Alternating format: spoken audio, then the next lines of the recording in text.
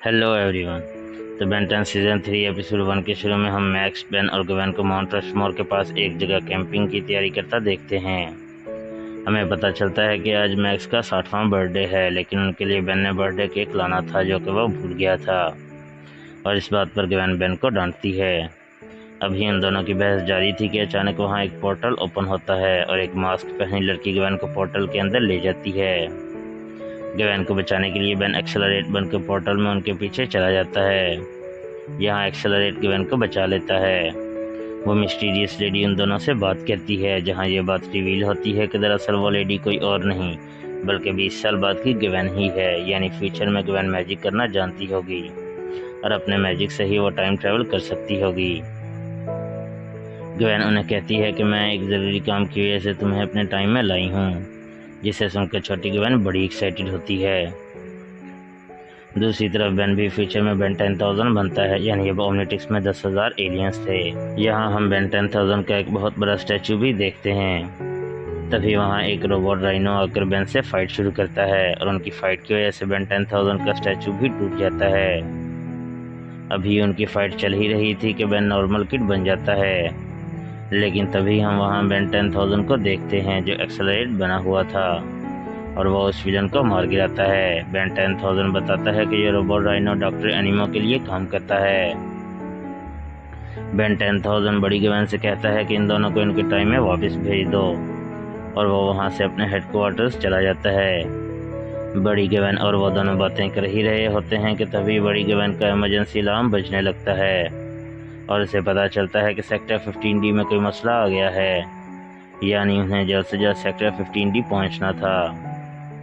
दरअसल sector 15D में different aliens के डीएनए और बॉडीज़ मौजूद थीं। तभी वहाँ ओल्ड ग्रैंडपा मैक्स अपनी रस्ट बकेट में आते हैं और वो तीनों रस्ट बकेट में बैठते हैं, जो कि बहुत ज़्यादा एडवांस थी। मैक्स यंग बेन और गवेन से मिलकर बहुत खुश होता है।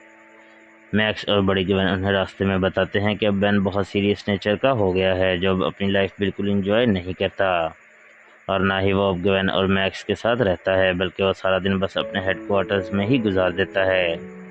जिसे सुनकर यंग बेन और गवेन उदास हो जाते हैं। फिर मैक्स उन्हें सेक्टर 15D छोड़ देता है। जब वह सेक्टर 15D पहुंचते हैं तो वहां डॉक्टर एनिमो बेन 10,000 से फाइट कर रहा होता है। बेन 10,000 इस वक्त 4 आउंस बना हुआ था और यंग बेन स्टिंग फ्लाई बन जाता है। बेन 10,000 अब सिर्फ सोचने से ही मुख्तलिफ एलियंस बन सकता था, और वो डिफरेंट एलियंस बनता है और एनिमो से फाइट करके उसे मार गिराता है। तभी वहाँ गैलेक्टिक इन्फोर्सर्स आ जाते हैं, जिन्हें हमने सीज़न 2 में देखा था। बेन एनिमो को गैलेक्टिक इन्फोर्सर्स के हवाले कर देता है। बेन 10,000 बेन और गवेन को सेक्टर 15D से बाहर ले जाता है और यहाँ वो आपस में बातें करते हैं, जहाँ बेन 10,000 बताता है कि मैंने विलगैक्स को काफ़ी वक्त पहले हरा दिया था और इसकी बॉडी भी सेक्टर 15D में मौजूद है। दूसरी तरफ एनिमो गैलेक्टिक इन्फोर्सर्स को ट्रिक करके बेहोश कर देता है और सेक्टर 15D में से विलगैक्स की डेड बॉडी चुरा लेता है, और फिर वो उसकी बॉडी को फिर से रीजेनरेट करता है, जिससे विलगैक्स फिर से जिंदा हो जाता है। बेन 10,000 यंग बेन और गवेन को अपने हेडक्वार्टर्स लाता है और वहाँ बड़ी गवेन भी आ जाती है। बेन गवेन को कहता है कि इन दोनों को इनके टाइम में वापस भेज दो। तभी इमरजेंसी अलार्म बजने लगता है और उन्हें पता चलता है कि सेक्टर 1A सेंट्रिक में कोई घुस आया है। बेन 10,000 और गवेन ये सुनकर शॉक हो जाते हैं, क्योंकि उस सेक्टर में नल वाइट प्रोजेक्टर था। जब बेन 10,000 उस सेक्टर पहुंचता है तो वहाँ एनिमो और विलगैक्स मौजूद थे। बेन विलगैक्स को देखकर बड़ा हैरान होता है। यहाँ बेन और बेन 10,000 विलगैक्स का मुकाबला करते हैं और गवेन से एनिमो से फाइट करती हैं। तभी वहाँ मैक्स भी हाईटेक वेपन्स के साथ उनकी मदद के लिए आ जाता है। यहाँ गवेन को पता चलता है कि मैक्स का एक हाथ रोबोटिक है। दूसरी तरफ बेन 10,000 अपने ह्यूमन फॉर्म में आ जाता है। यहाँ वो दोनों विलगैक्स को टक्कर का मुकाबला देते हैं। बेन 10,000 अपने एक एलियन से विलगैक्स को बर्फ में जमा देता है। दूसरी तरफ मैक्स और गवेन भी एनिमो को हरा देते हैं। इस तरह टेनिसंस विलगैक्स और एनिमो को हरा देते हैं। एंडिंग शॉट में बेन और गवेन मैक्स को 80वां बर्थडे विश करते हैं और बहुत इंजॉय करते हैं।